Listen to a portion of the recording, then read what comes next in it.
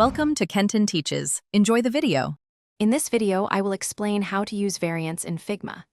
Variants are a powerful feature that lets you consolidate multiple similar components into one organized set. This significantly streamlines your design system, reducing the number of individual components you need to manage. It's perfect for handling different states, like hover or active, or various sizes and themes, all within a single, adaptable component.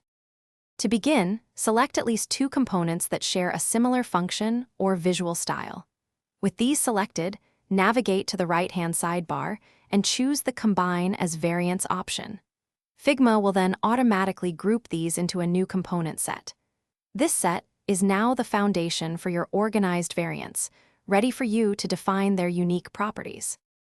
Once your component set is created, it's time to define its properties. In the Properties panel on the right, click the plus icon to add a new property. You can name it something descriptive like state or size.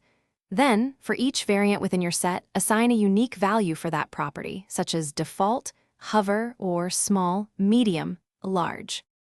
Now that your variants are set up, using them is straightforward. Simply drag your component set from the Assets panel onto your design canvas. Once placed, you can effortlessly switch between its different properties, like changing a button from its default state to a hover state directly from the right-hand sidebar. This method significantly speeds up your workflow and ensures consistent application of your design elements. Thanks for watching. Please subscribe if this video was helpful.